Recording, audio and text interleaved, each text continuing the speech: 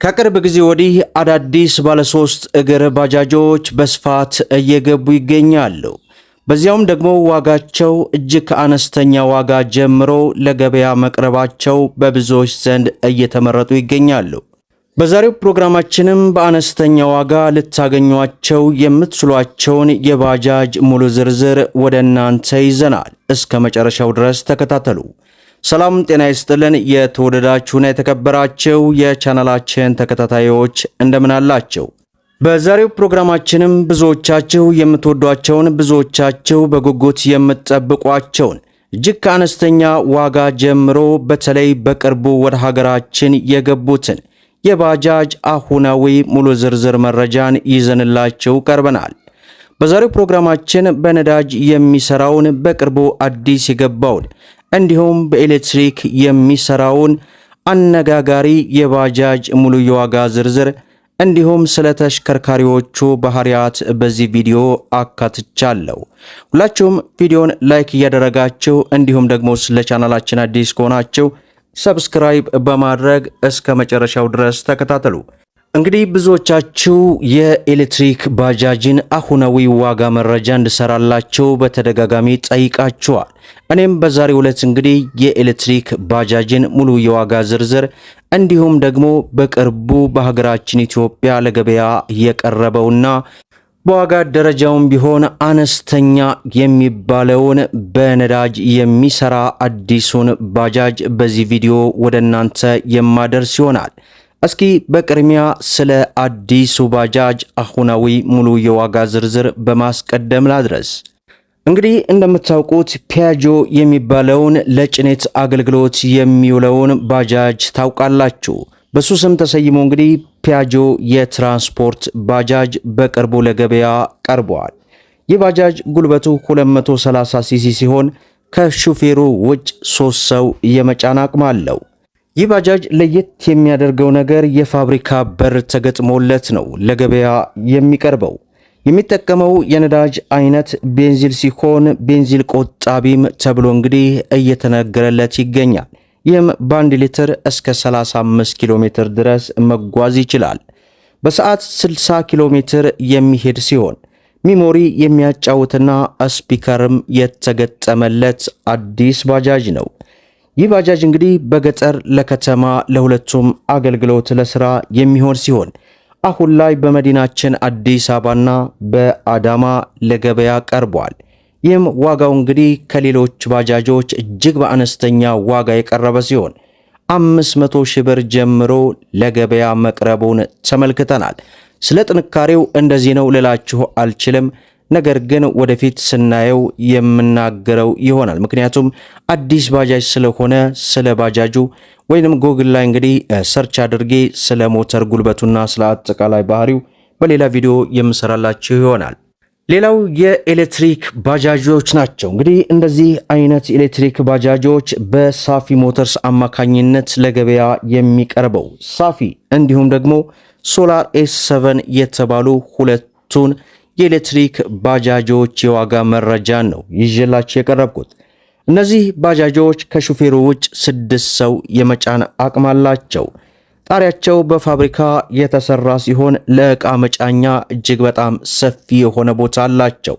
እንደምታዩቸው ለተሳፋሪ እንዲሁም ለሹፌሩም ምቾት የሚሰጥ ሰፋፊ ቦታ አላቸው።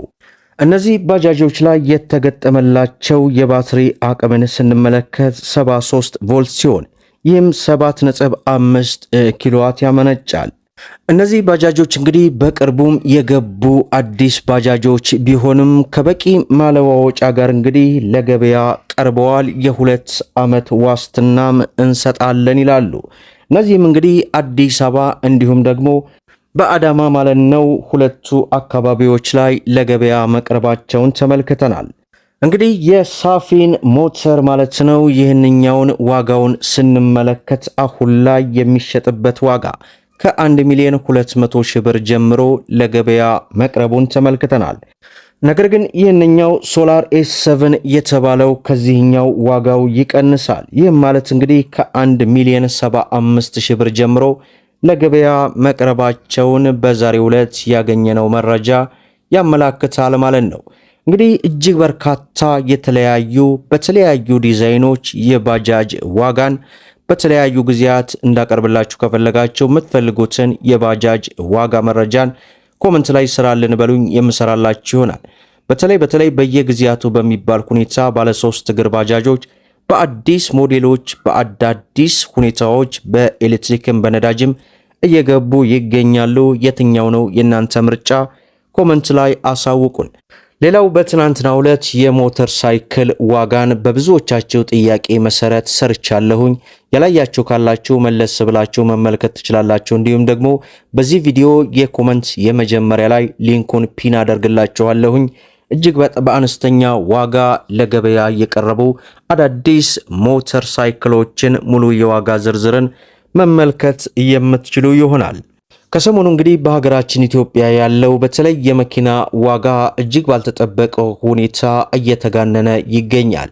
በተለይ አሁን ላይ የቻይና መኪና አምራች ካምፓኒና የኛው ደግሞ የቴስላ ምርት አምራች ካምፓኒ ሁለቱ ከፍተኛ የሆነ ፉክክር ውስጥ ገብተዋል። ያ ማለት የኤሌክትሪክ መኪናዎችን ዋጋ እጅግ በከፍተኛ ሁኔታ የሚያስቀንስ አንድ መረጃ በትናንትናው ዕለት በትልቁ ቻናሌ ላይ ሰርቻለሁ። ያላያችሁ ካላችሁ ከ74000 በላይ ተከታይ ባለው ጥሌቲዩብ በሚለው የመኪና ቻናላችን ላይ መመልከት ትችላላችሁ። ምክንያቱም ከ2 እና ከ3 ወራት በኋላ የኤሌክትሪክ ተሽከርካሪዎችን ዋጋ ሙሉ በሙሉ የሚለውጥ መረጃ ነው። ያላያችሁ ካላችሁ እመኑኝ ተጠቀሙበታላችሁ፣ መመልከት የምትችሉ ይሆናል።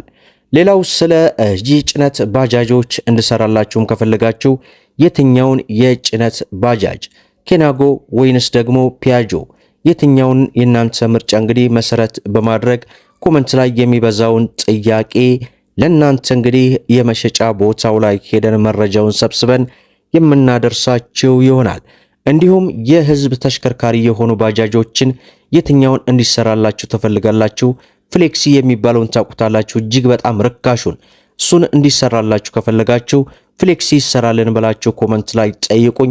እኔም በጥያቄያችሁ መሰረት በሌላ ቪዲዮ የምሰራላችሁ ይሆናል እያልኩኝ ይህንን ቪዲዮ እንግዲህ ለበርካታ እህት ወንድሞች እንዲደርስ ላይክ ሸር እንዲሁም ደግሞ ስለ መኪና ለማወቅና መኪናን በተመጣጣኝ ዋጋ ለመግዛት ይህንን ቻናል ሰብስክራይብ በማድረግ በየዕለቱ የሚለቀቀው መረጃም እንዳያመልጣችሁ የኖቲፊኬሽን ማብራታችሁን አትዘንጉ እያልኩኝ ለዛሬ እንግዲህ የሚያዝያ 2018 አዳዲስ ኤሌክትሪክ ባጃጆች አሁናዊ የዋጋ መረጃን አድርሰናል። ይህንን ይመስላል ማለት ነው።